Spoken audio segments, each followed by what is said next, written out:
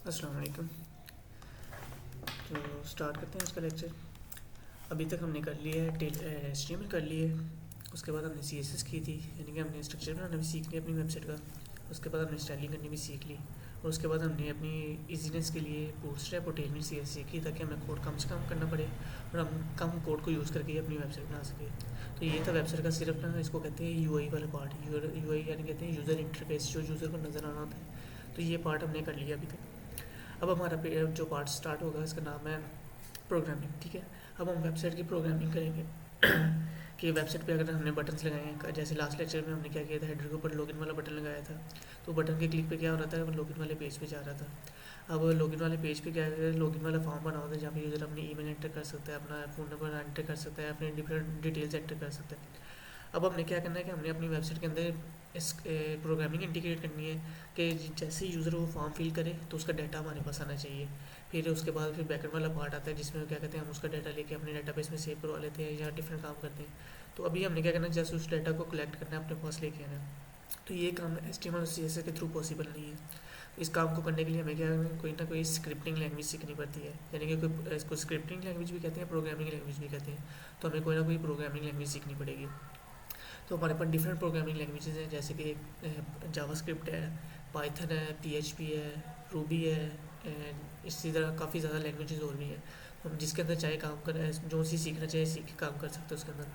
तो हमारा जो कोर्स है वो मंस्टैक है, तो ये मंस्टैक का जो कोर्स है ये कम्प्लीटली जावास्क्रिप्ट पे बेस करता है। तो इसलिए हमने इस कोर्स में जावास्क्रिप्ट सीखनी है कि हम जावास्क्रिप्ट के थ्रू कंप्यूटर से कैसे कोऑर्डिनेट कर सकते हैं। तो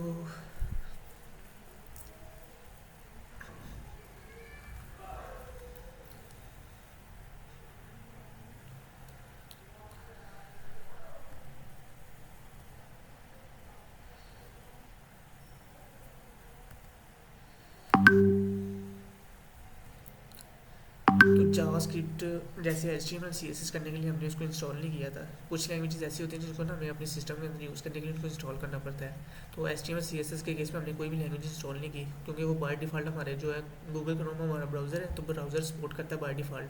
तो हमें HTML CSS को इंस्टॉल करने की ज़रूरत नहीं पड़ती। इसी तरीके से जावास्क्रिप्ट जो है ना, जावास्क्रिप्ट जो हम अपनी वेबसाइट के साथ HTML CSS से इंटीग्रेट करेंगे, वो भी हमें इंस्टॉल करने की ज़रूरत नहीं होती। वो भी हमारा ये ब्राउज़र जो होता है ये बाय डिफ़ॉल्ट सपोर्ट करता है। इसके अंदर एक चीज़ होती है जिसको हम कहते हैं V8 इंजन। अभी मैं जब लेक्चर दिखाऊंगा तब आपको V8 इंजन दिखाऊंगा, तो वो हमारे ब्राउज़र के अंदर बिल्ट इन होता है। तो वो हमारी जावास्क्रिप्ट को रीड करता है। तो हम क्या करते हैं, बगैर किसी चीज़ को इंस्टॉल की अपनी वेबसाइट के अंदर जावास्क्रिप्ट को यूज़ कर सकते हैं। एक मिनट में अभी आता हूँ।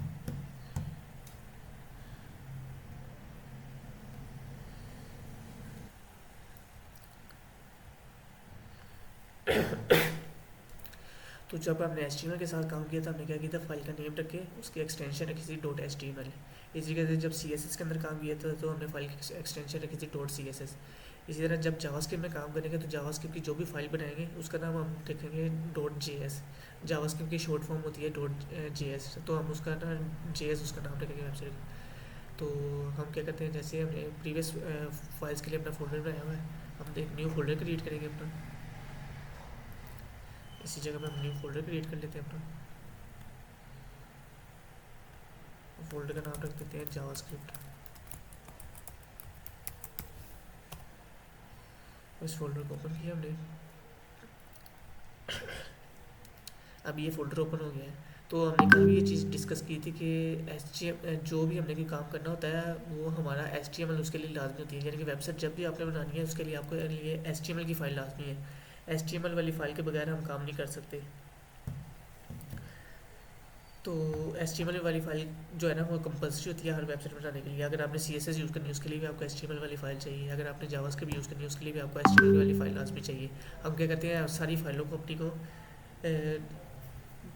जो है उससे लिंक करते हैं HTML वाली फ़ाइल के साथ। फाइल लिंक करने के बाद हम क्या करते हैं, तो उस लैंग्वेज को यूज़ कर सकते हैं। अब हमने क्या करना है, सबसे पहले अपनी HTML वाली फ़ाइल क्रिएट करेंगे, index.html।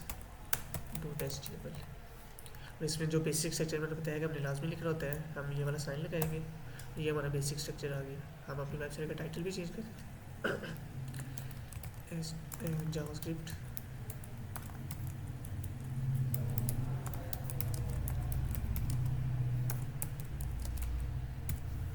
ठीक है, तो ये हमारी HTML वाली फाइल बन गई। अब जैसे हमने CSS के केस में देखा था कि हमारे पास CSS को यूज़ करने के 3 तरीके होते हैं, एक होता है इंटरनल CSS, एक एक्सटर्नल CSS और एक इनलाइन CSS। इसी तरीके से जावास्क्रिप्ट को यूज़ करने के भी हमारे पास 2 तरीके होते हैं, एक होती है इंटरनल जावास्क्रिप्ट और एक होती है एक्सटर्नल जावास्क्रिप्ट। अगर तो आप इंटरनल जावास्क्रिप्ट का मतलब होता है कि हम अपनी HTML वाली फाइल के अंदर ही जावास्क्रिप्ट को लिख सकते हैं। तो जैसे हमने CSS के केस में किया था, हमने हेड वाले के अंदर जाके हेड वाले टैग में जाके स्क्रिप्ट स्टाइल का टैग यूज़ किया था। इस तरीके से स्टाइल का टैग लिख के इसके अंदर हमने सारी CSS लिखी, तो ये हमारी इंटरनल CSS थी।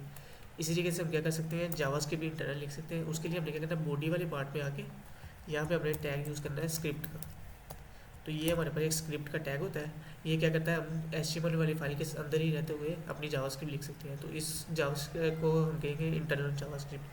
लेकिन अगर हम सारी जावास्क्रिप्ट इसी फाइल के अंदर लिखना स्टार्ट कर देंगे तो हमारी HTML वाली फाइल ना काफ़ी कॉम्प्लेक्स हो जाएगी, काफ़ी उसके अंदर कोड रीड करना मुश्किल हो जाएगा कि हमारे पास किस जगह पे जावास्क्रिप्ट है, किस जगह पे HTML है।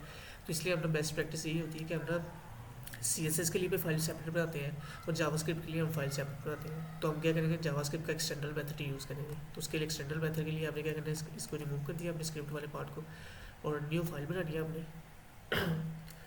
और जैसे HTML के लिए हम बाय डिफ़ॉल्ट कौन सा नेम यूज़ करते थे, index.html। और जब स्टाइल करते थे, स्टाइल के लिए हम style.css यूज़ करते थे।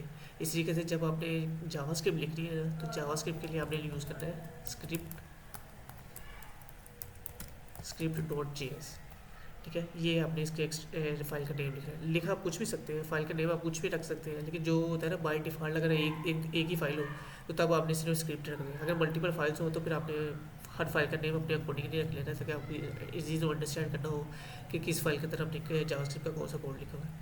और देखिए जैसे हमने अब जावास्क्रिप्ट की फाइल का नेम चेंज किया, हमारे पास ये ना इस तरीके से फाइल के स्टार्ट में JS लिखा आ गया, तो इसका मतलब है ये हमारी जावास्क्रिप्ट की फाइल है। अब जैसे हमने CSS को एक्सटर्नल CSS को लिंक करते थे अपनी HTML वाली फाइल के साथ, इसी तरीके से हमने क्या करना है, जावास्क्रिप्ट वाली एक्सटर्नल फाइल है इसको भी लिंक करना है अपने इस इंडेक्स वाली HTML वाली फाइल के साथ।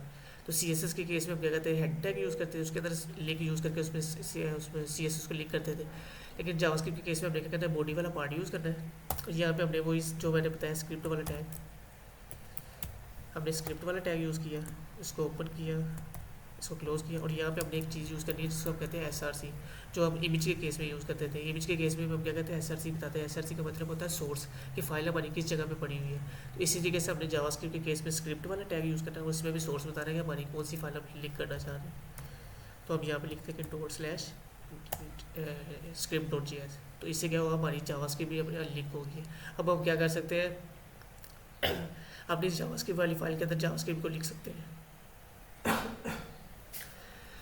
अब जावास्क्रिप्ट के जो मेन फंक्शंस हैं, जो मेन चीज़ें हैं, वो क्या क्या हैं, तो मैं सबसे पहले आपको बता देता हूँ कि उसके अंदर क्या क्या हम जो चीज़ें कवर करनी है, फिर हम वन बाय वन को ना कवर करेंगे। सबसे पहले हमने देखना है कि डाटा टाइप्स क्या होती है। ठीक है, डाटा टाइप्स होती है कि हमने जो भी जावास्क्रिप्ट के अंदर काम करना है ना, हर डाटा की कोई ना कोई टाइप होगी। फॉर एग्जांपल अगर हम कोई नंबर लिखना चाह रहे हैं तो नंबर के लिए नंबर की टाइप होगी उसके लिए। उसी तरीके से अगर हम कोई इंग्लिश वाला मैसेज लिखना चाह रहे हैं, कोई टेक्स्ट मैसेज लिखना चाह रहे हैं, उसके लिए हमारे पास जो होता है स्ट्रिंग का टैग होता है, स्ट्रिंग यानी कि अल्फ़ाबेट्स को लिखने के लिए। इसी तरीके से अगर ट्रू फॉल्स हमने लिखना हो या 0 1 लिखना हो तो उसके केस में हमारे पास के अंदर बूलियन कट होता है। तो ये भी हम डिटेल में इसको एक्सप्लेन करेंगे कि डाटा टाइप्स क्या होती है। उसके बाद हमारे पास जो आता है, सेकेंड चीज़ हमने सीख ली है कि वेरिएबल्स क्या होते हैं। वेरिएबल्स हम क्या कहते हैं, हम डाटा को ना थोड़ी देर के लिए स्टोर करने के लिए यूज़ किए जाते हैं। यानी कि पहले क्या हो रहा था कि हमारा डाटा कहीं भी स्टोर नहीं हो रहा था। हमें अब क्या करना है, अब जैसे फॉर्म सबमिट हो, हमने यूज़र का डाटा कलेक्ट करना है फॉर्म से और उसको अपने पास स्टोर करना है। तो डाटा को कलेक्ट करके अपने पास स्टोर करने के लिए हमारे पास वेरिएबल यूज़ किए जाते हैं। और किसी भी प्रोग्रामिंग लैंग्वेज में चले जाइए, ये वेरिएबल सबसे बेसिक और सबसे इंपॉर्टेंट जो है ना पार्ट होता है इसका। तो वेरिएबल हर लैंग्वेज के अंदर लाजमी यूज़ होते हैं। उसके बाद थर्ड हमारे पास आ जाती है कंडीशंस, कि हम कंडीशंस कैसे यूज़ कर सकते हैं। फॉर एग्जांपल हमने कोई इम्प्लीमेंटेशन करनी है किसी चीज़ की, कि अगर यूज़र की एज 18 ईयर से ज़्यादा है तो वो वोटिंग कर सकता है, और अगर 18 ईयर से कम है तो वो वोटिंग नहीं कर सकता। तो ये क्या है, हमारे पास एक कंडीशन है। तो इस तरह की कंडीशन को लगाने के लिए हम क्या करते हैं, कंडीशन वाली चीज़ें जो है ना मेथड यूज़ करते हैं। इसके अंदर हमारे पास डिफरेंट कंडीशंस आ जाती है, तो वो भी हम सीखेंगे कि डिफरेंट कंडीशंस को कैसे यूज़ करके इम्प्लीमेंट किया जा सकते हैं। उसके बाद नेक्स्ट हमारे पास है फंक्शंस। फंक्शन किस लिए यूज़ किए जाते हैं? कोई ना कोई स्पेसिफिक काम करने के लिए। फॉर एग्जांपल हम जा रहे हैं कि हमारे ना पास एक फंक्शन बना हो जिसके अंदर हम कोई वैल्यूज एंटर करें और वो के फंक्शन क्या करें, हमारे पास ना दो वैल्यूज़ को सम करके ले आए। तो वो सम का हम एक फंक्शन बनाएंगे, जैसे हम फंक्शन को कॉल करेंगे उसके अंदर वैल्यूज एंटर करेंगे, जस्ट वो क्या करें ऑटोमेटिकली हमारे दो वैल्यूज़ को प्लस कर देगा। इस तरीके से हम चाहते हैं सब्ट्रैक्ट का फंक्शन बनाना चाह रहे हैं, मल्टीप्लिकेशन का बनाना चाह रहे हैं, डिवीजन का बनाना चाह रहे हैं, तो हम जस्ट फंक्शन बना लेंगे। उसके अंदर जैसे हम सिर्फ वैल्यूज़ पास करनी है वो ऑटोमेटिकली हमारी दोनों चीज़ों को प्लस माइनस सब्ट्रैक्शन या मल्टीप्लाई करके हमें आंसर दे देगा। तो इन कामों को परफॉर्म करने के लिए हम फंक्शन यूज़ करते हैं, ठीक है। और उसके बाद हमारे पास आ जाती है फिफ्थ वाली, अरेज क्या होती है। अरेज हमारे पास यूज़ होती है। अब वेरिएबल्स और अरेज है तो चीज़ें सिमिलर है, लेकिन इसमें डिफरेंस क्या है कि जो वेरिएबल होते हैं ना ये जस्ट एक ही आइटम को स्टोर करने के लिए यूज़ किया जाता है। फॉर एग्जांपल आप यूज़र का फर्स्ट नेम हमें चाहिए तो ये जस्ट फर्स्ट नेम को स्टोर करने के लिए यूज़ किए जाते हैं, या सिर्फ सिंगल वैल्यू को स्टोर करने के लिए हमारे पास यूज़ किए जाते हैं। जो अरेज होती है ये मल्टीपल वैल्यूज़ को स्टोर करने के लिए यूज़ की जाती है, यानी कि एक ही वेरिएबल के अंदर जो हम मल्टीपल वैल्यूज़ को स्टोर कर सकते हैं, तो उसके लिए हमारे पास अरेज यूज़ की जाती है। ये तब यूज़ की जाती है जब हमारे पास वैल्यू डिफरेंट हो। फॉर एग्जाम्पल हमारे पास कलर्स है तो हमारे पास मल्टीपल कलर्स हो सकते हैं। फॉर एग्जांपल हमें 5 कलर लेना चाह रहे हैं कि red, green, blue, black, white, तो ये डिफरेंट कलर्स हैं। तो इस तरह के कलर्स को मल्टीपल वैल्यूज़ को लेने के लिए हम अरेज यूज़ करते हैं। और नेक्स्ट इसके बाद आ जाता है हमारे पास ऑब्जेक्ट्स। ऑब्जेक्ट्स क्या होते हैं कि अगर हमने एक ही एंटिटी का डिफरेंट डिटेल्स है, अरेज के अंदर क्या था कि हमने डिफरेंट एंटिटीज़ को या डिफरेंट कलर्स को हमने इसके अंदर स्टोर किया था। ऑब्जेक्ट के अंदर क्या होता है कि हम सिंगल एंटिटी की डिफरेंट प्रॉपर्टीज़ को स्टोर करते हैं। फॉर एग्जांपल एक स्टूडेंट है तो स्टूडेंट की प्रॉपर्टीज़ क्या क्या हो सकती है। स्टूडेंट का एक रोल नंबर होगा, स्टूडेंट का एक नेम होगा, उसका रोल नंबर होगा, उसके जो है डिपार्टमेंट होगा, क्लास होगी। तो ये सारी स्टूडेंट्स की डिफरेंट प्रॉपर्टीज़ है, यानी कि हमारे पास एंटिटी एक ही है, स्टूडेंट हमारे पास सिंगल एक एंटिटी है, लेकिन उसकी जो है ना प्रॉपर्टीज़ डिफरेंट है, यानी कि उसका रोल नंबर भी डिफरेंट होगा, हर स्टूडेंट का रोल नंबर डिफरेंट होगा, नेम डिफरेंट होगा, उसके बाद उसकी क्लास, उसके सब्जेक्ट्स, ये सारे डिफरेंट होंगे। तो इस तरह की चीज़ों को स्टोर करने के लिए हम ऑब्जेक्ट्स को यूज़ करते हैं। और नेक्स्ट 7 जो चीज़ हमने देखी है इसके अंदर वो हमारे पास है array of an object. Array of an object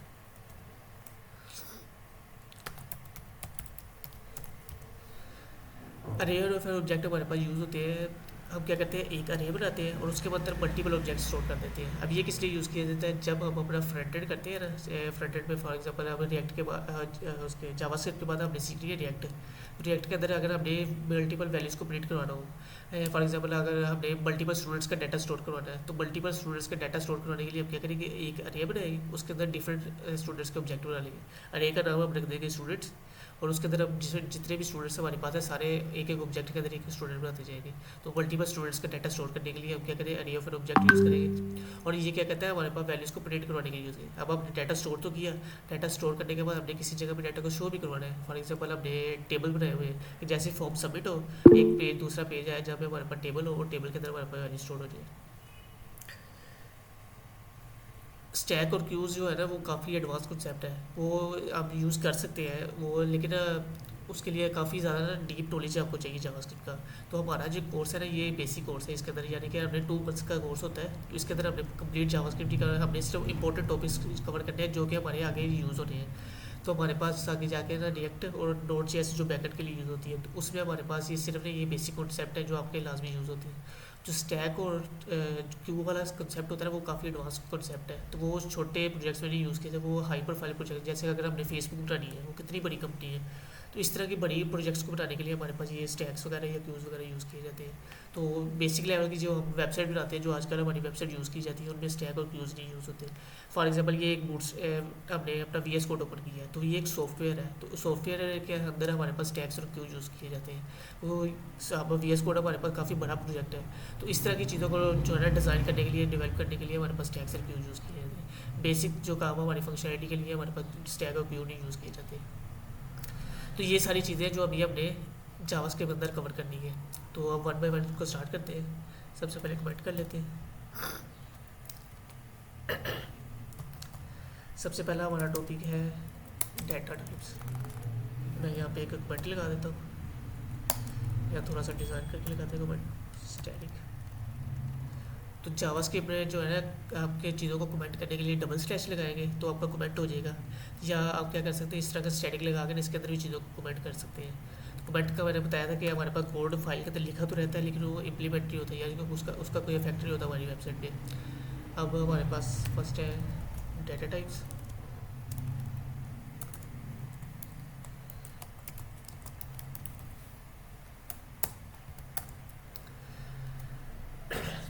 अब ना हर लैंग्वेज के अंदर डाटा टाइप डिफरेंट होती है। जैसे कि पाइथन है उसके अंदर डाटा टाइप डिफरेंट होगी, जावास्क्रिप्ट है इसके अंदर डाटा टाइप डिफरेंट होगी, जावा के अंदर डिफरेंट होती है, पीएचपी के अंदर जो है ना डिफरेंट डाटा टाइप्स होती है।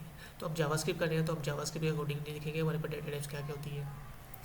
डाटा टाइप का मतलब है कि हमने जो भी डाटा यूज़ करना है अपनी वेबसाइट के अंदर तो उसकी टाइप क्या होगी। अगर हमने किसी का रोल नंबर हमें चाहिए तो रोल नंबर आपको पता है कि नंबर की टाइप होती है उसकी। तो इस तरीके से अगर हमें यूज़र नेम चाहिए तो यूज़र नेम जो होगा वो आपको पता है अल्फ़ाबेट्स के अंदर लिखा जाता है, तो उसकी टाइप हमारे पास स्ट्रिंग होगी।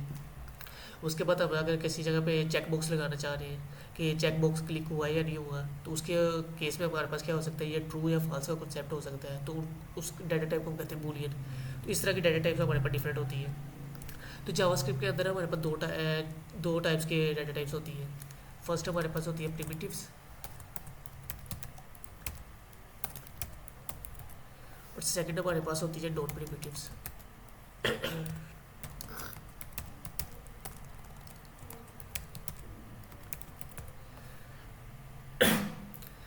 प्रिमिटिव डाटा टाइप ऐसी डाटा टाइप होती है जिनके अंदर हम सिंगल वैल्यूज़ को स्टोर करवाते हैं। जैसे मैंने बताया हमारे पास वेरिएबल्स हो गए तो वो सिंगल वैल्यूज़ को स्टोर करवाने के लिए यूज़ किए जाएंगे। इसी तरीके से जो नॉन प्रिमिटिव वैल्यूज़ होती है ना, डाटा टाइप्स होती है, उनके अंदर मल्टीपल वैल्यूज़ को स्टोर करवाने के लिए यूज़ किए जाते हैं। अब इन टाइप्स की भी आगे फर्दर टाइप्स हैं। सबसे पहले आती है प्रिमिटिव। प्रिमिटिव के केस में हमारे पास होती है, सबसे पहले होती है स्ट्रिंग। स्ट्रिंग मैंने बताया कि जब हमारे पास अगर अपने अल्फ़ाबेट्स को स्टोर करना हो, यानी कि इंग्लिश के करेक्टर्स होते हैं या फर्स्ट नेम, यूज़र का नेम, लास्ट नेम और यूज़र का ईमेल वगैरह, तो ये सारी चीज़ें अपने अल्फ़ाबेट्स के अंदर लिखते हैं। तो इन चीज़ों को स्टोर करने के लिए हम क्या करते हैं, स्ट्रिंग का डाटा टाइप को यूज़ करते हैं। उसके बाद सेकंड हमारे पास आ जाती है नंबर। नंबर वाली टाइप हमारे पास यूज़ होती है नंबर्स को स्टोर करने के लिए। जैसे कि अपने फ़ोन नंबर किसी का स्टोर करना है या किसी का रोल नंबर स्टोर करना है, तो उन चीज़ों को स्टोर करने के लिए हम क्या करते हैं, नंबर वाली डाटा टाइप यूज़ करते हैं। इसके बाद नेक्स्ट हमारे पास आ जाती है बूलियन।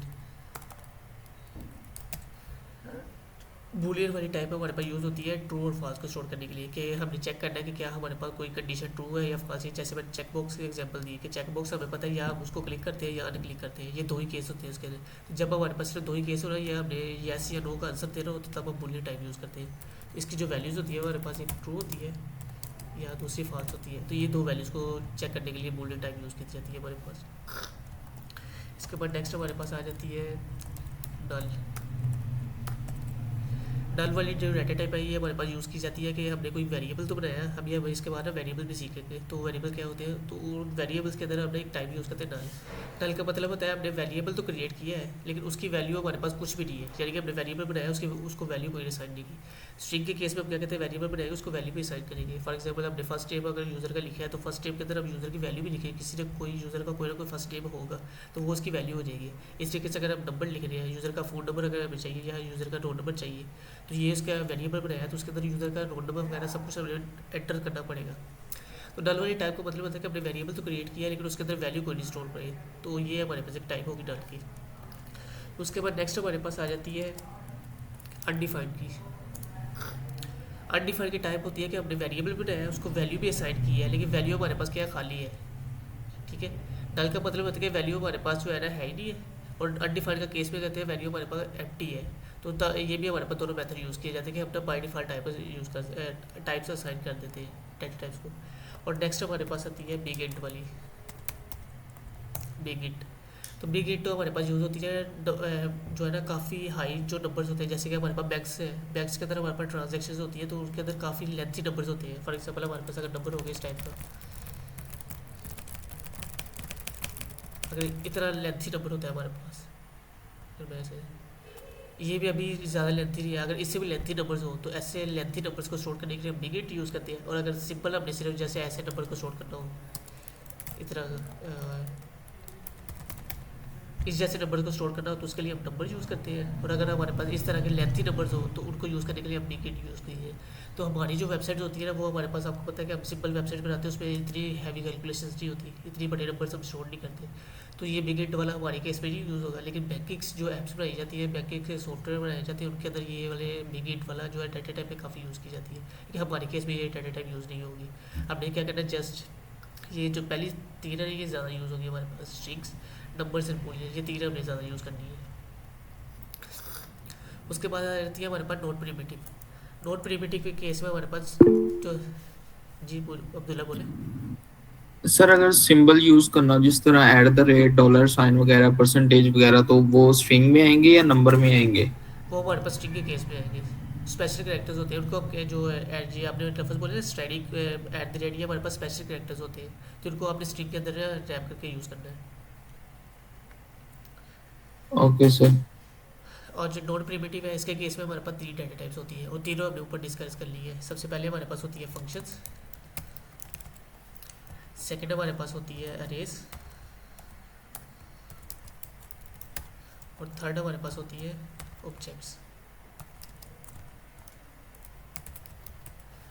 तो ये तीन टाइप्स हमारे पास नॉन प्रिमिटिव्स होती है। नॉन प्रिमिटिव यानी कि फंक्शंस किस लिए कहते हैं, हमारे पास स्पेसिफिक एक्शन परफॉर्म करने के लिए। अगर हमने कोई वैल्यू सम करनी है तो सम के लिए अगर ना हम बार बार वेरिएबल्स बनाएंगे तो हमें बहुत लेंथी काम करना पड़ेगा, हर काम के लिए सेपरेट वेरिएबल बनाना पड़ेगा, तो वो काफ़ी काम लेंथी हो जाती है। इसलिए हम क्या कहते हैं फंक्शंस बना लेते हैं। फंक्शन क्या कहते हैं, स्पेसिफिक काम को परफॉर्म करते हैं। उसके अंदर जैसे हमने सिर्फ वैल्यू एंटर करनी होती है वो ऑटोमेटिकली हमारा जो इसके अंदर फंक्शन के अंदर हमारे पास कोड लिखा होता है वो ऑटोमेटिकली इंप्लीमेंट होता है, हमारा वो एक्शन परफॉर्म हो जाता है। अरेज हमारे पास मल्टीपल वैल्यूज़ को स्टोर करने के लिए, डिफरेंट मल्टीपल वैल्यूज़ लेकिन डिफरेंट वैल्यूज़ को स्टोर करने के लिए। और ऑब्जेक्ट्स हमारे पास यूज़ होते हैं एक ही एंटिटी की डिफरेंट वैल्यूज़ को स्टोर करने के लिए या डिफरेंट प्रॉपर्टीज़ को स्टोर करने के लिए हमारे पास ऑब्जेक्ट्स यूज़ होते हैं। तो ये थी हमारी डेटा टाइप्स। अब हम इसको क्लोज करते हैं। सेकंड टॉपिक हमारे पास है वेरिएबल्स का। इसी को कॉपी पेस्ट कर देते हैं।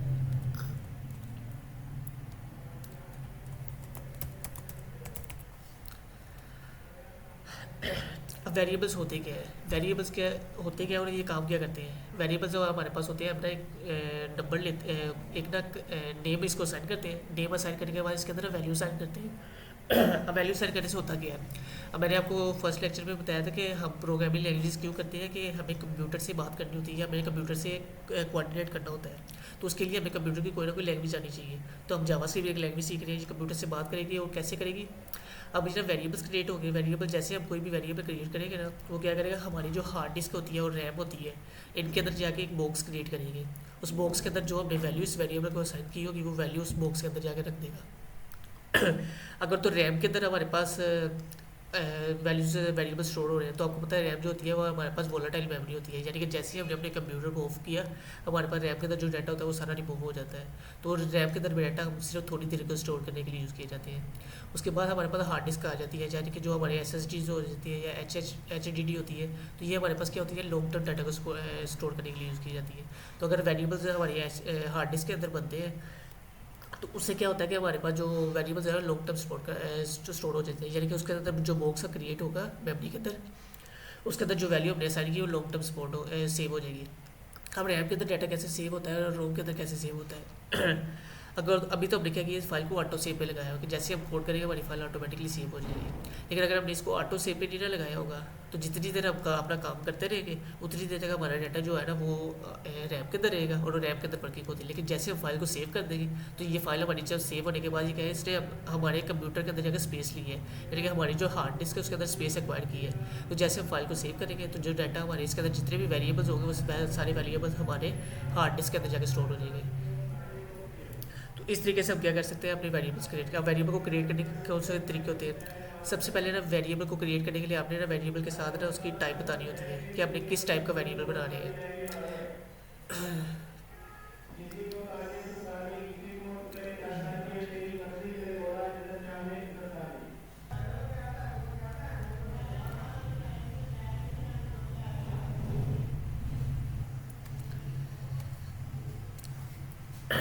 अब जब भी हमने वेरिएबल्स बनाने हैं तो वेरिएबल के ना टाइप्स होती हैं। हमने वेरिएबल को बताना है कि हमने किस कौन सा कीवर्ड यूज़ करके वेरिएबल बनाना है। तो पहले हमारे पास ना 3 टाइप्स होती थी वेरिएबल को क्रिएट करने की, अब हमारे पास 2 टाइप्स रह गए। अब ना जावास्क्रिप्ट हमारे पास ना इसके डिफरेंट वर्जन्स हैं। आपको पता है कि जब हम सॉफ्टवेयर इंस्टॉल करते हैं या मोबाइल के अंदर एप्लीकेशन इंस्टॉल करते हैं उसके अंदर लेटेस्ट वर्जन आते रहते हैं, वो अपडेट होती रहती है। इसी के साथ जावास्क्रिप्ट जो हमारी लैंग्वेज है इसके डिफरेंट वर्जन्स हैं।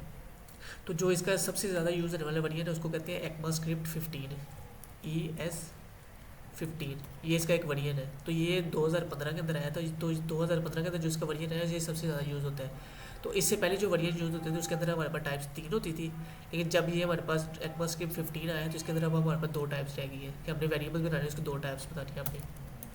सबसे पहला होता है हमारे जो तीनों बता देते तो तीनों कौन सी होती है। सबसे पहले होती थी हमारे पास वैर, उसके बाद हमारे पास वैर को हम स्मॉल के लेटर में लिखते थे।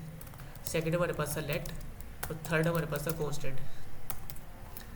अब ECMAScript 15 से पहले हमारे पास वैर भी यूज़ होता था। वैर हमारे पास वेरिएबल्स को बनाने के लिए यूज़ किया जाता था, लेकिन ECMAScript 15 आने के बाद हमारे पास क्या हुआ, लेट और कॉन्स्टेंट आएगी और वैर वाला हमारा खत्म हो गया। अब लेट और कॉन्स्टेंट किस लिए यूज़ करते हैं, हमने जब वैसे वेरिएबल्स बनाने हो जिसकी वैल्यू हमने सिर्फ ना बाद में चेंज ना करनी हो। फॉर एग्जाम्पल हमने एक वेरिएबल बना दिया है, उसके अंदर हमने कोई वैल्यू असाइन कर दिया, हम चाहते हैं उसकी वैल्यू बाद में चेंज ना हो। नहीं, इसको वैर को वैर ही कहते हैं, डायनेमिक तो नहीं कहते। और लेट के और कॉन्स्टेंट के केस में मैं जो आप चीज़ पूछना चाह रहे हैं शायद मैं ये है कि आप अगर हमने ऐसे वैल्यू बनाए जिसकी वैल्यू बाद में चेंज कर सकते हैं, यानी कि डायनेमिक वैल्यू बनाने के लिए, उसके अंदर हम लेट और कॉन्स्टेंट यूज़ करते हैं। कोई ऐसा वेरिएबल जिसकी आप चाहते हैं कि वैल्यू बाद में फ्यूचर में चेंज ना हो, तो उसके लिए हम क्या करते हैं, कॉन्स्टेंट उसके वेरिएबल के साथ कॉन्स्टेंट लिख देते हैं। और कोई ऐसे वेरिएबल जिसकी हम चाहते हैं कि फ्यूचर के अंदर उसकी वैल्यू चेंज हो जाए, तो उसके लिए हम लेट यूज़ करते हैं उसके साथ। अब वैर वाला हमारे पास यूज़ नहीं किया जाता, तो हमने सिर्फ लेट और कॉन्स्टेंट को यूज़ करना है। तो सबसे पहले हमने एक वेरिएबल बनाते हैं। फॉर एग्जांपल हमें चाहिए कि हमने यूज़र का ना नेम स्टोर करना है, तो यूज़र का नेम स्टोर करने के लिए हमने क्या करना है, एक वेरिएबल बनाना है। तो मैंने बताया कि हम टाइप्स कोई भी यूज़ कर सकते हैं, लेट भी यूज़ कर सकते हैं, कॉस्ट भी यूज़ कर सकते हैं। तो हम चाहते हैं कि हमारे पास यूज़र की वैल्यू जो है ना वो चेंज ना हो बाद में, तो इसलिए हम कॉन्स्टेंट यूज़ करेंगे। तो हमें क्या करना है, कॉन्स्टेंट लिखना है। तो ये क्या होगा, इसकी टाइप डिफाइंड होगी। अब टाइप डिफाइन करने के बाद आपने बताना होता है कि हमारे वेरिएबल का नेम क्या होगा। तो आपने कोशिश करनी है कि हमने वेरिएबल का नेम वो रखना है कि आपको वेरिएबल के नेम से पता चल जाए कि ये वेरिएबल किस लिए यूज़ हो रहा है। हमने क्या करें, यूज़र का नेम स्टोर करना है, तो हमने वेरिएबल का नाम ही रखेंगे। वेरिएबल का नेम रख देते हैं नेम, या इसको थोड़ा चेंज करके रख देते हैं स्टूडेंट नेम, स्टूडेंट नेम, ठीक है। अब ना हमने एक चीज़ और याद रखनी है, हमारे पास ना जो जावास्क्रिप्ट है ना, इसके अंदर हम वेरिएबल के नेम के लिए यूज़ करते हैं कैमल केस। कैमल केस क्या होता है कि अभी हमने ये नेम लिखा है ना, स्टूडेंट नेम, तो ये हमारे पास दिखने से अच्छा नहीं लग रहा। तो आपने क्या करना है, जब वेरिएबल्स का नेम लिखना है ना, इसको कैमल केस के अंदर यूज़ करना है। कैमल केस का होता है कि हमने फर्स्ट लेटर जो लिखना है अपना स्टूडेंट, ये कैपिटल स्मॉल लेटर में लिखना है, और जो सेकंड लेटर हमने लिखना है नेम, इसमें आपने क्या करना है, फर्स्ट लेटर को स्मॉल कर देना है। इस तरीके से अगर आप बनाना चाह रहे हैं, फ़ोन नंबर के लिए बनाना चाह रहे हैं, हमारे पास फ़ोन नंबर इस तरीके से हो सकते हैं कॉन्स्टेंट, तो आपने इस तरीके से नहीं लिखना, आपने कैमल केस यूज़ करना है, यानी कि जो फर्स्ट लेटर होगा उसको कैपिटल कर देना है। जो हमारे पास फर्स्ट लेटर होगा वो वैसे जगह सेकंड जो लेटर होगा उसका सेकंड वर्ड का फर्स्ट लेटर अपने जो है उसको कैपिटल कर देना है। तो ये हमारे पास कैमल केस यूज़ किया जाता है। तो इससे हमें रीड करने में भी ईजी होता है कि हमारे पास वेरिएबल कर क्या रहा है। अब इसको हम रिमूव करते हैं। तो सबसे पहले हमने क्या किया, हमने टाइप डिफाइन की कि हमने एक वेरिएबल किस टाइप का बनाना है। उसके बाद हमने वेरिएबल का नेम असाइन कर दिया, और उसके बाद इक्वल लगा के हमने इसको वैल्यू असाइन करनी होती है। अब यहाँ पे हमारे पास आती है कि अपनी डाटा टाइप कौन सी रखनी है। तो अगर हमने कोई नंबर वैल्यू स्टोर करें, आपको पता है कि स्टूडेंट का नंबर स्ट्रीट नेम जो होता है वो हमारे पास अल्फ़ाबेट्स के अंदर स्टोर होता है। तो अल्फ़ाबेट में स्टोर कराने के लिए हमने क्या कौन सी टाइप यूज़ करना पड़ेगी, जो हमने ऊपर देखी स्ट्रिंग की। लेकिन स्ट्रिंग की जो टाइप होती है इसमें हमारे पास अल्फ़ाबेट्स स्टोर किए जाते हैं। तो अल्फ़ाबेट्स को स्टोर करने के लिए हम क्या कहते हैं अपनी, या सिंगल कोटेशंस भी लगा सकते हैं, इसको कहते हैं कोटेशंस। सिंगल कोटेशन भी आप लगा सकते हैं या डबल कोटेशन भी लगा सकते हैं। तो इस सिंगल और डबल कोटेशन दोनों स्ट्रिंग वैल्यू को स्टोर करने के लिए यूज़ की जाती है।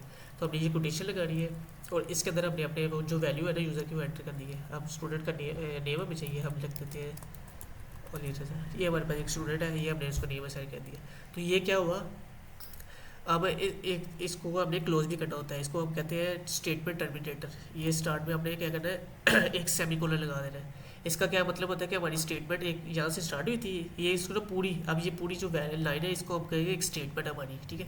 स्टेटमेंट के अंदर हमारे पास एक वेरिएबल है और उसको वैल्यू भी साइन हुई है, और इसके वेरिएबल का एक टाइम ही है। तो ये हमारी कंप्लीट एक स्टेटमेंट बन गई।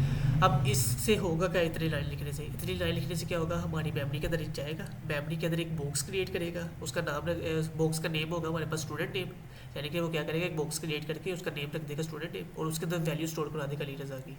ये जो आपने वैल्यू रखी है अली रज़ा नेम, ये उस बॉक्स के अंदर वैल्यू स्टोर करा देगा। तो इस तरीके से क्या कहते हैं, जितने हम वेरिएबल्स बनाते जाएंगे तो वो क्या करेगा, हमारी मेमोरी के अंदर उतने बॉक्सेस क्रिएट करेगा, और हर बॉक्स के अंदर वो वैल्यूज़ को स्टोर करता रहेगा। अब हमने इतना काम तो किया, अब हम चेक करते हैं कि हमारे पास क्या रिस्पॉन्स क्या आया HTML के साथ। अब HTML के साथ हमने अपनी जावास्क्रिप्ट वाली फाइल को लिंक किया हुआ है। हम इसको गो लाइव करते हैं। तो अभी देखिए हमारे पास वाइट स्क्रीन आ रही है, हमारे पास कोई भी रिस्पॉन्स नहीं आ रहा। तो हमने चाहिए कि हमें रिस्पॉन्स चाहिए, हमने जो वेरिएबल क्रिएट किया ना, हमें पता लगे हमने वेरिएबल के अंदर वैल्यू क्या रखी है। तो उसको देखने के लिए हमारे पास ना, जो मैंने बताया था स्टार्ट में कि V8 इंजन होता है हमारे ब्राउज़र की तरफ, उस V8 इंजन को यूज़ करते हैं। तो हमने क्या करना है, उस V8 इंजन को एक्सेस करने के लिए अपनी वेबसाइट पे आना है, आके राइट क्लिक करना है, और राइट क्लिक करने के बाद इंस्पेक्ट पे क्लिक करना है। जैसे इंस्पेक्ट पे क्लिक करेंगे ये हमारे पास एक विंडो ओपन होती है जिसको हम कहते हैं डेवलपर टूल। ठीक है, ये हमने HTML CSS के केस में भी यूज़ की थी। इसमें हमारे पास ना फर्स्ट एलिमेंट टैब होता है एलिमेंट्स का, इसके अंदर हमारी जितनी भी HTML होती है वो सारी आ जाती है। और जो राइट साइड पे हमारे पास टैब होता है इसको तो कहते हैं स्टाइल का टैब, इसके अंदर हमारी सारी CSS आती है। इस तरीके से हमारे पास यहाँ पे एक न्यू टैब होता है जिसको हम कहते हैं कंसोल।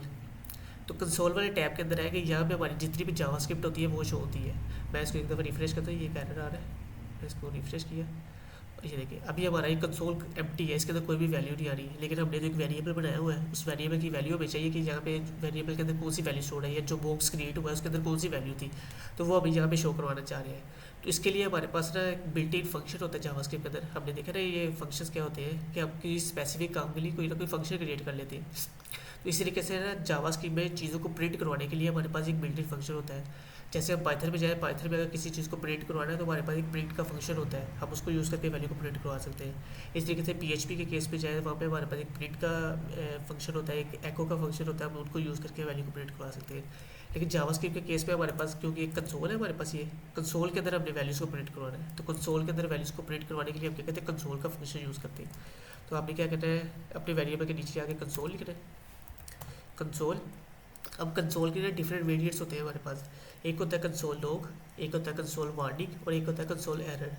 कंसोल लॉग हमारे पास यूज़ होता है चीज़ों को वैल्यू को प्रिंट करवाने के लिए, कंसोल वार्निंग यूज़ होता है जो हमारे पास सुजेशन मैसेजेस के लिए, और जो एरर है कंसोल एरर होता है वो एरर मैसेज शो करवाने के लिए यूज़ होता है। तो अभी तो हमने क्या कहना है, जस्ट एक अपनी वैल्यू को प्रिंट करवाना है, तो हमें कंसोल लॉग यूज़ होगा। आप लिख रहे कंसोल डॉट लॉग, और ये फंक्शन का, अब फंक्शन लिखने का तरीका आपने याद रखना है कि फंक्शन जब भी हम यूज़ करते हैं तो फंक्शन का नेम लिखते हैं सबसे पहले, और उसके बाद फंक्शन के आगे ये दो जो इसको कहते हैं ना स्मॉल ब्रैकेट्स, तो ये स्मॉल ब्रैकेट लगाते हैं। तो ये फंक्शन को लिखने का तरीका होता है। अब जब भी आपने कोई भी फंक्शन बनाना होगा तो फंक्शन को कॉल करने के लिए हमें ये तरीका लाजमी यूज़ करना है। ठीक है, कि हाँ फंक्शन को कॉल करने के लिए यही तरीका यूज़ किया जाता है। सबसे पहले फंक्शन का नेम लिखा जाता है, उसके बाद एरोज लिखी जाती है, और इस एरो के अंदर हम वैल्यू पास करते हैं जो हमने एक्शन परफॉर्म करवाना होता है। अब हमने क्या करना है, इस वैल्यू को प्रिंट करवाना है कि ये स्टूडेंट नेम का जो वेरिएबल बना है हमारे मेमोरी के अंदर, इसके अंदर क्या वैल्यू स्टोर थी। तो आपने क्या करना है, जस्ट इस वेरिएबल के नेम को कॉपी करना है, कॉपी करने के बाद इस फंक्शन के अंदर आके पास कर देना है। ठीक है, अब इसके एंड पे भी एरो लगा, ये सेमीकोलन लगाना है। अगर आप सेमीकोलन नहीं भी लगाते तो आपका केस चल जाएगा, क्योंकि ना हमारे पास जो जावास्क्रिप्ट है ये केस सेंसिटिव लैंग्वेज नहीं है, और जो पाइथन हमारे पास होती है वो केस सेंसिटिव लैंग्वेज होती है। अब इसका मतलब क्या है केस सेंसिटिव का, कि कुछ लैंग्वेजेस होती है जिसके अंदर ये स्टार्ट में ना जो एंड पे जो सेमी कोलन है वो लगाना लाजमी होता है, अगर वो नहीं लगाएंगे आपका कोड नहीं चलेगा। अब पाइथन जो होती है वो केस सेंसिटिव लैंग्वेज है, उसमें अगर आप लास्ट पे ये सेमी कोलन नहीं लगाएंगे आपका कोड नहीं चलेगा, क्योंकि ये कंपलसरी होता है उसके अंदर। लेकिन जावास्क्रिप्ट केस सेंसिटिव लैंग्वेज नहीं है, इसके अंदर अगर हम स्टार्ट में एंड पे सेमी कोलन नहीं लगाते हमारा कोड चल जाएगा। लेकिन बेस्ट प्रैक्टिस यही है कि आपने स्टार्ट में ये सेमी कोलन लगाना है। इसका मतलब होता है स्टेटमेंट को टर्मिनेट करना, यानी कि आपने अपने कंप्यूटर को बताना है कि आपने हमने फर्स्ट स्टेटमेंट लिखी है और इसके एंड पे एरो लगाया है, यहाँ पे आकर हमारी स्टेटमेंट एंड होगी, इसके बाद हम न्यू स्टेटमेंट स्टार्ट करें। तो इस सेमीकोलन का मतलब ये होता है कि हमने स्टेटमेंट को यहाँ पे एंड किया है, इसके बाद हम न्यू स्टेटमेंट लिखेंगे। तो आपने इस सेमीकोलन लाजमी लगा देना, अगर नहीं लगाएंगे कोड चल जाएगा आपका, जावास्क्रिप्ट के केस में कोई इशू नहीं होगा। लेकिन दूसरी लैंग्वेज के केस में इशू होता है, वहाँ पे सेमीकोलन लगाना लाजमी होता है। जैसे कि C++ होती है, वहाँ पे भी हमें सेमीकोलन लगाना होता है। पाइथन के अंदर भी हम सेमीकोलन लाजमी लगाते हैं, लेकिन जावास्क्रिप्ट के अंदर हम स्किप कर सकते हैं। लेकिन बेस्ट प्रैक्टिस ये है आपने एंड पे सेमीकोलन लगा देना। अब इतना काम करने के बाद हम अपने कोड में वापस आएंगे। तो ये देखिए अभी हमारे पास क्या हुआ, हमारे पास जो अपने वेरिएबल के अंदर वैल्यू रखी थी अरेजा, वो वैल्यूज यहाँ पे स्टोर हो गई। ठीक है, अब इस तरीके से हम 3-4 वेरिएबल्स और बनाते हैं, उनके अंदर वैल्यूज़ को स्टोर करके देखते हैं। अब हम क्या करते हैं कि यहाँ पे एक आगे न्यू वेरिएबल बना देते हैं, बल्कि इधर बनाते हैं। तो सबसे पहले हम रख देते हैं कि हमें यूज़र का जो है ना चाहिए फ़ोन नंबर चाहिए, तो हम रखेंगे फ़ोन नंबर। हमने कैमल केस यूज़ किया, कैमल केस यूज़ करने के बाद हम क्या करें, इसके अंदर वैल्यू भी साइन करेंगे। अब नंबर को वैल्यू को साइन करने के लिए हमें नंबर को जस्ट वैसे लिख देना है। अगर मैं आता हूँ जैसे प्लस, तो अब मैंने बताया कि हमारे पास स्पेशल कैरेक्टर्स होते हैं, तो प्लस के लिए हमारे पास स्पेशल कैरेक्टर होता है उसको, जैसे कि ये प्लस है, अगर इसको यूज़ करना है तो हमें अपनी सेमी को स्ट्रिंग के अंदर लिखना पड़ेगा। लेकिन अगर हम फुल नंबर को वैसे लिखना चाह रहे हैं 0 3 0 1 2 3 इस तरीके से नंबर लिखना चाह रहे हैं, तो ये हमारा नंबर जैसे वैसे ही आ जाएगा। ठीक है, अब इसको स्टेटमेंट को टर्मिनेट किया। अब ये क्या एरर है, decimals are loading zero not allowed की। ठीक है, ये कह रहा है कि डेसिमल के स्टार्ट में हमें जीरो नहीं अलाउ करना, तो जीरो को रिमूव किया हमने, क्योंकि आपको पता है कुछ वेबसाइट पे हमारे पास जब फोन नंबर लिखते हैं, एक मिनट है,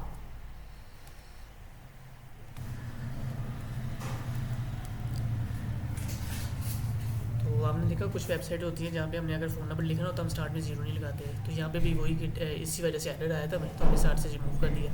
अब हम क्या करेंगे, इसको भी प्रिंट करवाना है। ये भी अब फ़ोन नंबर वाला हमने वेरिएबल बनाया, तो इसने भी क्या किया, मेमोरी के अंदर इस बॉक्स बनाया, उस बॉक्स का नेम रखा इसने फ़ोन नंबर, उसके अंदर वेरिएबल स्टोर कर दी।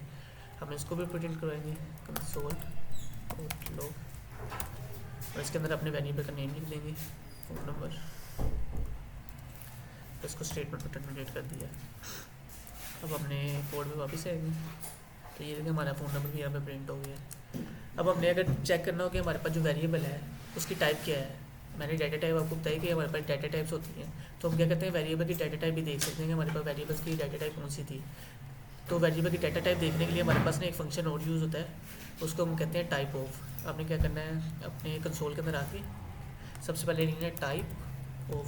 ठीक है, टाइप ऑफ लिखने के बाद आपने उस वेरिएबल का नेम लिख देना है। तो यहाँ पे अगर हम टाइप ऑफ को रिमूव करते हैं तो ये क्या करेगा, जो वैल्यू होगी वेरिएबल की उसको प्रिंट करवाएगा। लेकिन अगर हम टाइप ऑफ लिख के और वेरिएबल का नेम लिखेंगे तो ये क्या करेगा, वेरिएबल के टाइप को प्रिंट करवाएगा। तो हमारे पास हमने नंबर लिखा था वेरिएबल, ये इसकी वैल्यू नंबर थी, तो इसने क्या किया, हमारे पास कंसोल के अंदर नंबर ही प्रिंट करवा दिया।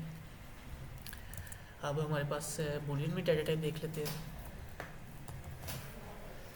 बल्कि इसको भी डुप्लीकेट करके यहाँ पे भी हम इसकी टाइप भी देख लेते हैं, साथ में इसकी वैल्यू भी देख लेते हैं, टाइप ऑफ। ठीक है, अब ये देखें इसने इसका पहले वैल्यू बता दी, फिर इसकी टाइप भी बता दी, तो इस तरीके से हम नीचे भी रख लेते हैं। यहाँ पे इसकी टाइप ऑफ कर दिया, तो पहले वाली लाइन क्या करेगी, हमारे पास जो वैल्यू होगी वेरिएबल की उसको प्रिंट करवाएगी, सेकंड में जो टाइप होगी वेरिएबल की वो प्रिंट होगी। तो ये देखें सेम इस तरीके से।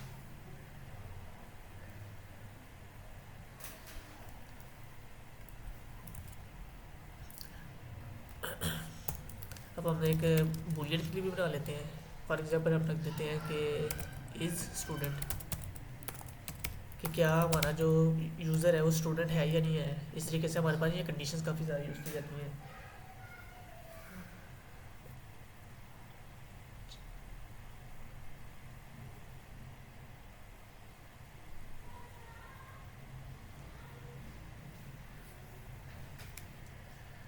हमारे पास ना वेबसाइट के अंदर कंडीशन काफ़ी यूज़ की जाती है कि क्या हमारे पास जो लॉगिन वाला यूज़र है वो हमारे पास एडमिन है या स्टूडेंट है, या हमारे पास वो यूज़र है, कि इन कंडीशन को चेक करने के बाद उसके बाद कंडीशन चेक करने के बाद उनकी बेस पे हमें उसको ना असाइन करते हैं, फंक्शन असाइन करते हैं, यानी कि उसको एक्सेस देते हैं।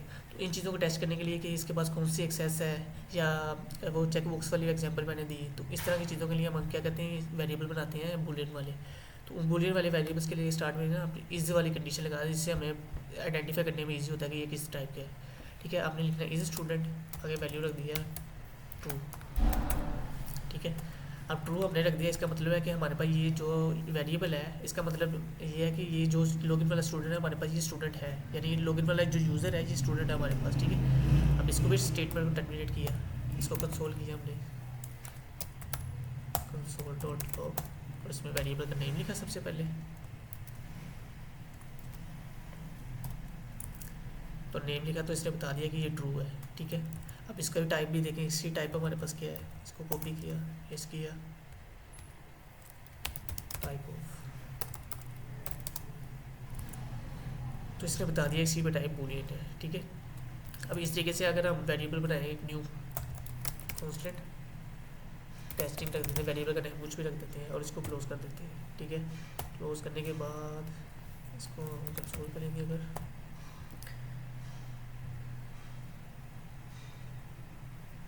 Must be initialise.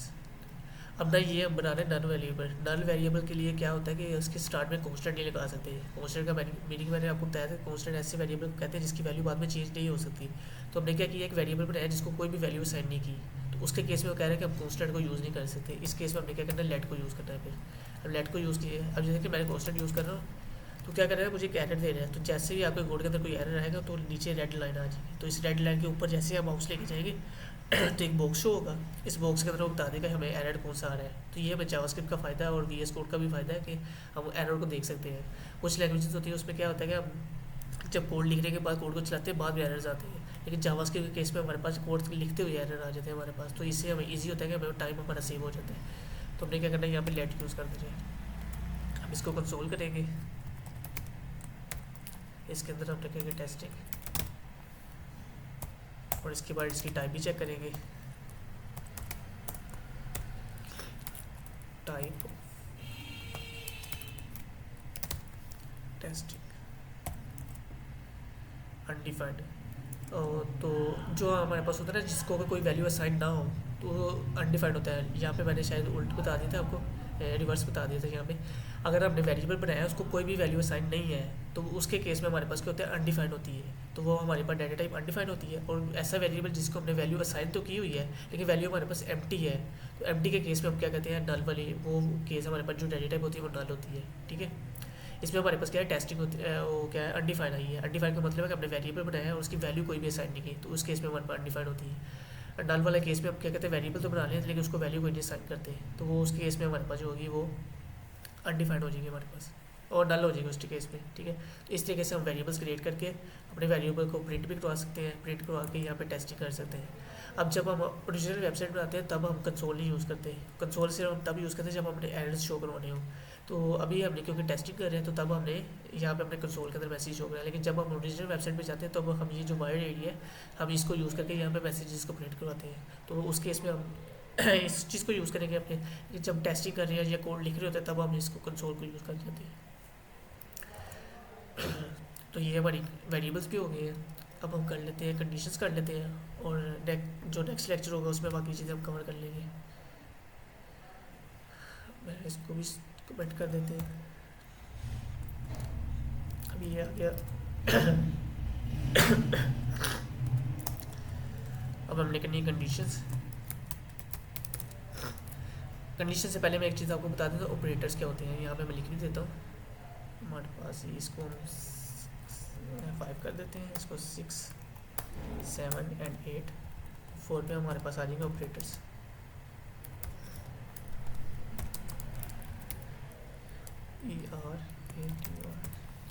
ऑपरेटर्स क्या होते हैं हमारे पास, वो हम देखते हैं। हमारे पास ना 3 टाइप्स के ऑपरेटर्स होते हैं। सबसे पहले होते हैं कंडीशनल ऑपरेटर्स, फिर सबसे पहले अरिथमेटिक ऑपरेटर्स होते हैं हमारे पास, अरिथमेटिक। उसके बाद होते हैं हमारे पास कंडीशनल और एंड पे होते हैं हमारे पास लॉजिकल। ठीक है, तो ये हमारे पास 3 टाइप्स के ऑपरेटर्स होते हैं। जो अरिथमेटिक्स होते हैं इसमें हमारे पास जितने भी हमारे वेरिएबल आ जाते हैं वो प्लस वाला, माइनस हो गया, मल्टीप्लिकेशन, डिवीजन और मॉडुलस। ये जो हमारे पास ऑपरेटर्स होते हैं ये हमारे पास अरिथमेटिक ऑपरेटर्स होते हैं। ठीक है, अगर हमने कोई भी इस तरह का ऑपरेटर चाहिए तो इसको हम अरिथमेटिक ऑपरेटर्स कहेंगे। इसके बाद आ जाते हैं हमारे पास कंडीशनल ऑपरेटर्स।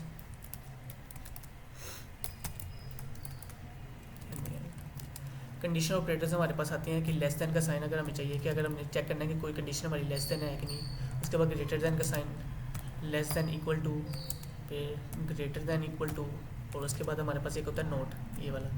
ठीक है, एक्सक्लेमेशन मार्क्स, जिसको हम कहते हैं नोट वाला साइन। नोट वाला क्या करता है, हमारे पास जो भी हमने वैल्यू दी होती है उसको रिवर्स कर देता है। अगर हमने कोई ट्रू वैल्यू साइन की है किसी वेरिएबल को तो उसकी वैल्यू को रिवर्स करके फॉल्स कर देगा। अगर फॉल्स वैल्यू साइन की है तो उसको रिवर्स करके ट्रू कर देगा। तो ये हमारे पास कंडीशनल ऑपरेटर होते हैं। इसके बाद आते हैं हमारे पास लॉजिकल ऑपरेटर्स।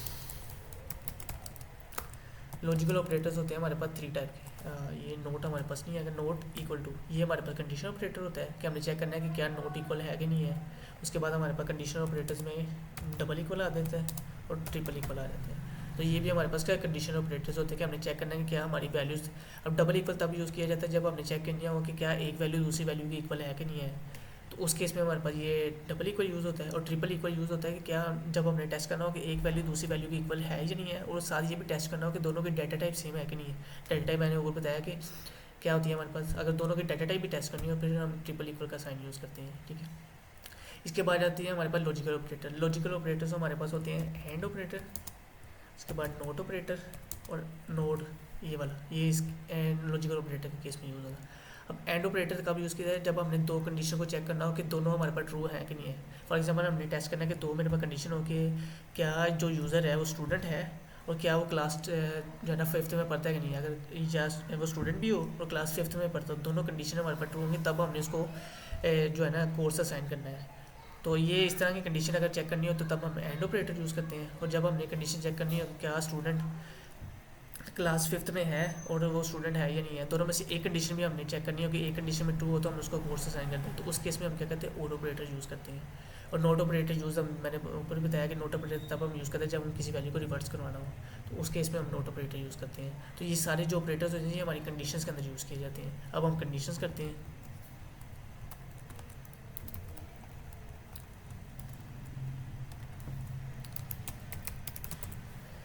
अब हमारे पास ना 3 टाइप्स की कंडीशन होती हैं। सबसे पहले हमारे पास कंडीशन होती है इफ़, ठीक है, मैं इसको कमेंट किया, इफ़ कंडीशन होती है, फिर एल्स कंडीशन होती है, और हमारे पास एक कंडीशन होती है एल्स इफ।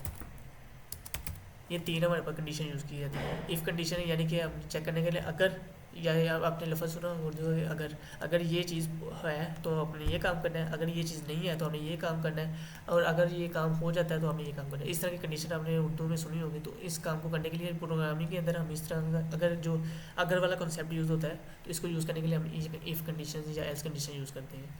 अब फॉर एग्जाम्पल हम इसको टेस्ट करके भी देखते हैं। सबसे पहले हम एक वेरिएबल क्रिएट करते हैं अपना, इसमें हम रख देते हैं स्टूडेंट। अपना माइक ऑफ करें अपना।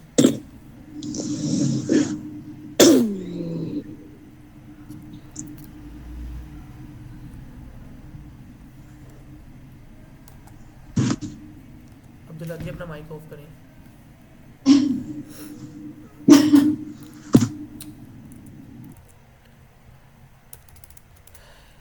हम रख देते हैं student age, student age equal to 18। तो ये हमने क्या किया, एक वेरिएबल बनाया है और उसके अंदर यूज़र की ना एज स्टोर करवा दी है। अब हम चेक करना चाह रहे हैं कि क्या यूज़र की एज 18 है या नहीं है।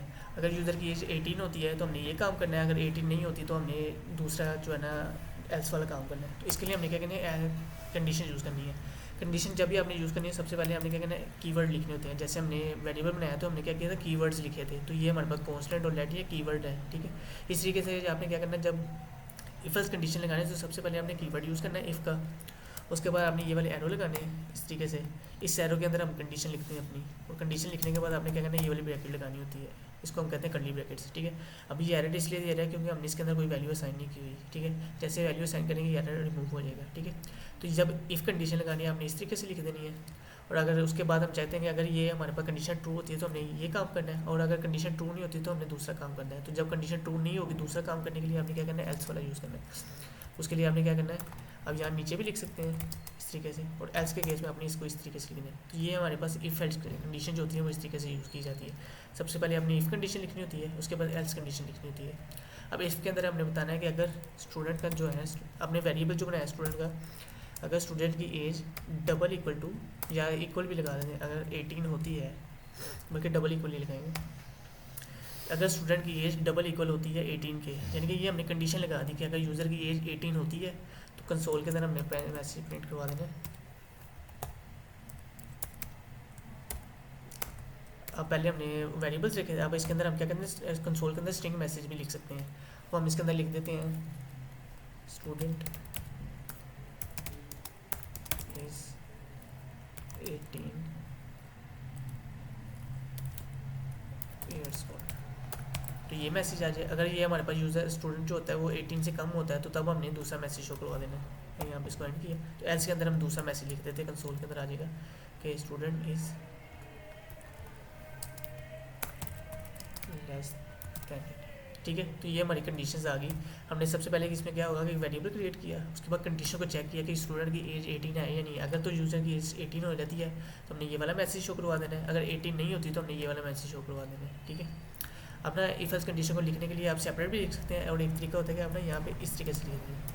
इस तरीके से कोड जो है आपकी एक लाइन कम होगी तो लिखने से इजी रह जाता है, कि समझना भी ईजी हो जाता है कि ये कौन सी कंडीशन, कौन सी एल्स कंडीशन होती है। अब इसका रिस्पॉन्स क्या आएगा, हम अपनी वेबसाइट में वापस आते हैं।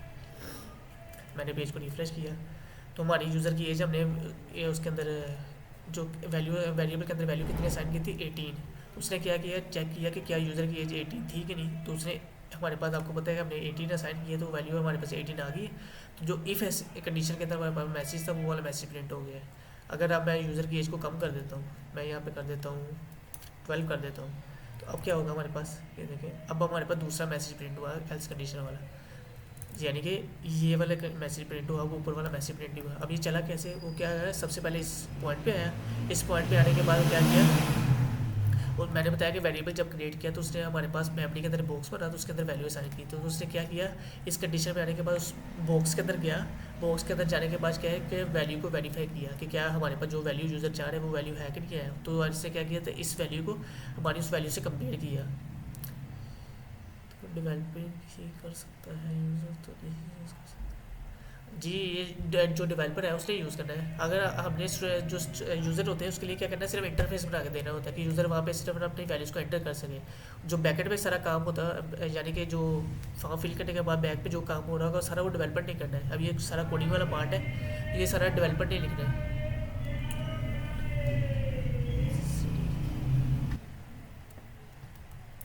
बस ये कंडीशंस कर लेते हैं, इसके बाद आज के लिए काफ़ी है, बाकी फिर हम नेक्स्ट लेक्चर में कर लेंगे। कंडीशन हम कंप्लीट कर लेते हैं। और ये अभी भी जितनी चीज़ें मैंने सारी आपको बताई हैं ये भी बेसिक लेवल की हैं, ये एडवांस लेवल की नहीं है। एडवांस लेवल की बताने पर बैठेंगे तो बहुत ज़्यादा चीज़ें उसके अंदर कवर हो जाती हैं। तो ये भी बिल्कुल बेसिक चीज़ें हैं। तो ये अभी हमने बहुत कम टाइम के अंदर ये चीज़ें कर ली, यानी कि ज़्यादा टाइम लगा हमें, ये कम टाइम के अंदर कवर करनी चाहिए थी हमें। ये ऑलमोस्ट जितनी भी चीज़ें बताई हैं एक लेक्चर के अंदर कवर करनी चाहिए हमें सारी। लेकिन मैं आपको थोड़ा डिटेल में इसलिए बता रहा हूँ कि अभी कुछ स्टूडेंट ऐसे भी हैं जिनको फर्स्ट टाइम है जिनका जावास्क्रिप्ट के साथ, तो उनको अच्छे से समझ आ जाए चीज़ों की। तो कंडीशन हम कंप्लीट कर लेते हैं, उसके बाद हम जो है ना बाकी नेक्स्ट लेक्चर में कर लेंगे। तो यहाँ पे आप कोई भी कंडीशन लगाना चाहें आप लगा सकते हैं। यहाँ पे आप वेरिएबल हमने नंबर बनाया था, अब यहाँ पे कोई स्ट्रिंग वेरिएबल भी बना के कर सकते हैं। फॉर एग्जाम्पल मैं यहाँ पे रख देता हूँ कि स्टूडेंट का नेम रख देते हैं हम अली, ये हमने स्ट्रिंग बनाया। और यहाँ पे हम टेस्ट करते हैं कि अगर स्टूडेंट का नेम अली होता है तो उसको ये वाला मैसेज शो करवा दें, अगर स्टूडेंट का नेम अली नहीं होता तो उसको ये वाला मैसेज शो करवा दें, ठीक है। तो इस तरीके से आप कंडीशन बना सकते हैं। अब इसके अंदर मैंने एक चीज़ और बताई थी, इफ़ एल्स कंडीशन। तो ये एल्स इफ जो होते हैं, एल्स इफ कंडीशन भी हम क्या कहते हैं इसके अंदर यूज़ कर सकते हैं, यानी कि कंडीशन के अंदर हम मल्टीपल कंडीशन भी लगा सकते हैं। मैं इसको अगर रिमूव करता हूँ, सारे को कमेंट कर देते हैं, और अब इफ़ एल्स कंडीशन वाला काम करते हैं। हम क्या कहते हैं, बनाते हैं डे वाला वेरिएबल बनाया हमने डे, इसके अंदर हमने रख दिया मंडे। अब हम चेक करना चाह रहे हैं हमारा डे कौन सा है। हम चेक करते हैं कि अगर डे हमारे पास डबल इक्वल या ट्रिपल इक्वल, ज़्यादा ना वैसे ट्रिपल इक्वल यूज़ किया जाता है, डबल इक्वल आपने यूज़ नहीं करना, क्योंकि हमने जब भी वेरिएबल को टेस्ट करना होता है हमने उसकी टाइप भी टेस्ट करनी होती है। तो हमने यहाँ पे जब भी कंडीशन लगानी है ट्रिपल इक्वल लगाना है। डबल इक्वल क्या कहता है, सिर्फ वैल्यू को टेस्ट करने के लिए यूज़ किया है कि हमारे पास वैल्यू मैच करिए या नहीं। लेकिन जो ट्रिपल इक्वल होता है वो वैल्यू भी टेस्ट करता है और डाटा टाइप भी टेस्ट करना है। तो हमने क्या करना है, डाटा टाइप भी मैच करनी होती है, तो इसलिए हमें यहाँ पर ट्रिपल इक्वल यूज़ करना है, ठीक है। अब यहाँ पर हमने लिख देना कि अगर डे हमारे पास मंडे होता है तो कंडीशन लगाते हैं कि कंसोल के अंदर मैसेज प्रिंट करवा दें, starting of week.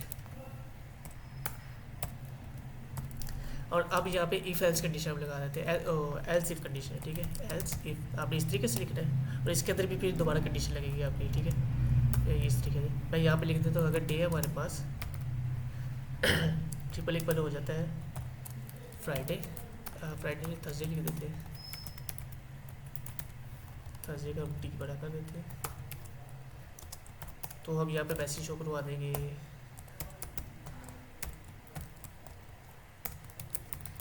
Middle of week, और एल्स मैसेज भी हम करवा देंगे कंसोल और एंड ऑफ वीक। तो ये कंडीशन हम ये कंडीशन यानी कि आप मल्टीपल कंडीशन को भी एक इफ एल्स कंडीशन के अंदर लगा के ना मल्टीपल चीज़ों को टेस्ट कर सकते हैं आपस में। अब इसका रिस्पॉन्स चेक करते हैं हमारे पास क्या आएगा। पेज को रिफ्रेश किया तो हमारे पास वेरिएबल की वैल्यू क्या थी, मंडे। और मंडे आपको पता है कि जो हमारे पास होता है स्टार्टिंग वीक का स्टार्ट होता है, तो उससे हमें वैसे प्रिंट करवा दिया कि स्टार्ट ऑफ वीक। अगर मैं मंडे की जगह यहाँ पे कर दूँगा थर्सडे, तो अब उसे क्या किया, मिडिल ऑफ वीक वाला मैसेज शो करवा दिया। जैसे अगर मैं यहाँ पे कर दूँगा मंडे या थर्सडे से हट के कोई भी वैल्यू लिखूँगा, संडे लिख देते हैं, तो उसने मैसेज प्रिंट कराएगा एंड ऑफ वीक। अभी ना इस केस में थोड़ा सा इशू भी है। अगर मैं यहाँ पे लिख दूंगा ना ट्यूसडे, तो देखिए तभी हमें मैसेज शो करेगा एंड ऑफ वीक वाला। और लेकिन आपको पता है कि हमारे पास एंड ऑफ वीक जो ट्यूसडे होता है वो मिडल और स्टार्टिंग के अंदर आता है, वो एंड पे नहीं आएगा। तो इसलिए ये मैसेज क्यों प्रिंट करवाया कि हमारे पास जो हमने कंडीशन कब लगाई है। अब हमारे पास 7 डेज़ है, तो हमने 7 डेज़ के लिए 7 कंडीशन लगानी पड़ेगी। यानी कि पहले इफ़ लगाना पड़ेगा, फिर हमें 5 जो है इफ एल्स इफ लगाने पड़ेगा, और लास्ट में हमने एल्स कंडीशन लगानी है। तो एल्स कंडीशन हमारे पास हमेशा लास्ट में होती है कि सबसे पहले हम चेक करते हैं इफ़ का केस चेक करते हैं कि जो मैसेज हमारी कंडीशन सेटिस्फाई हो गए तो हमने मैसेज प्रिंट करवा देना है। उसके बाद जितने एल्स कंडीशन लगी होगी वो चलेगी हमारे पास। तो क्या करें, सबसे पहले इस कंडीशन को चेक करेगा। अगर कंडीशन हमारे पास ट्रू हो जाती है तो उसका मैसेज शो करवा देगा। अगर वो कंडीशन ट्रू नहीं होती तो वो फिर दूसरी कंडीशन पे चला जाएगा, दूसरी कंडीशन को टेस्ट करेगा, दूसरी कंडीशन ट्रू होगी कि नहीं। अगर दूसरी कंडीशन ट्रू होगी तो उसका मैसेज होगा, उसको प्रिंट करवा देगा।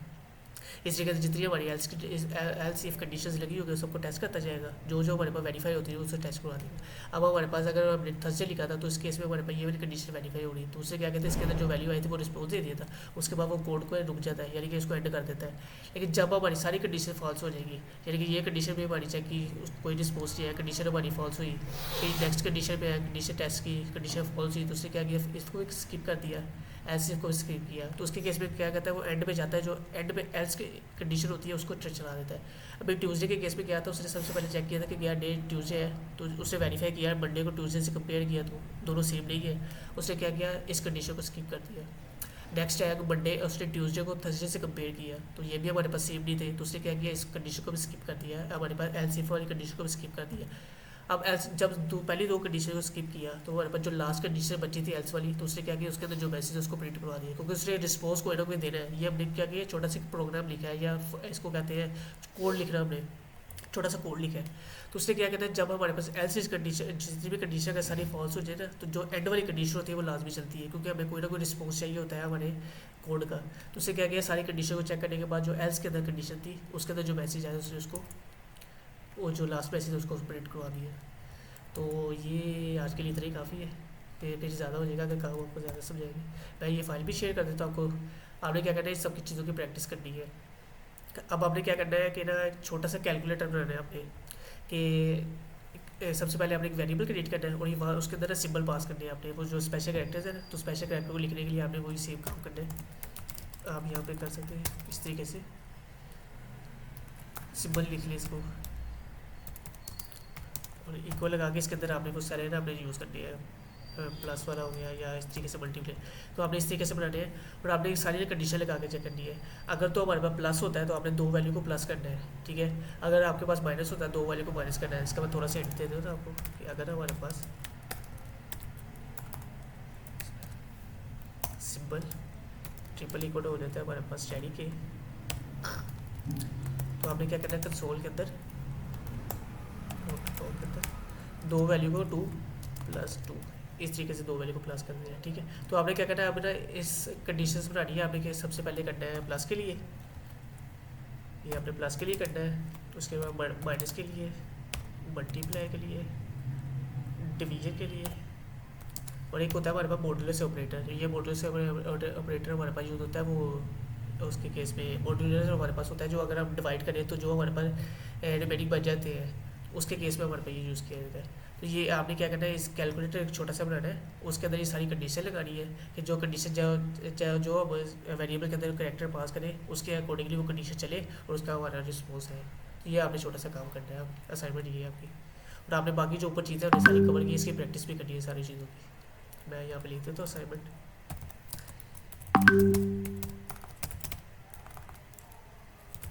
ये असाइनमेंट हो गया आपकी। आपने सारी चीज़ों को अच्छे से प्रिपेयर करना है। अब अटेंडेंस लगा लेते हैं। अटेंडेंस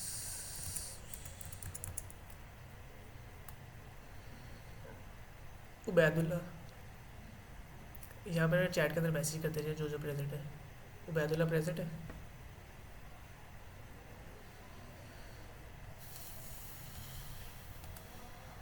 सेकंड हमारे पास मोहम्मद यासीन। इसी को ओपन कर लेते हैं।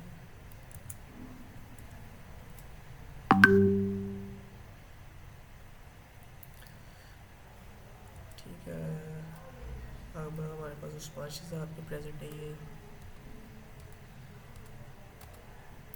उसके बाद है हमारे पास अब्दुल खालिक प्रेजेंट है।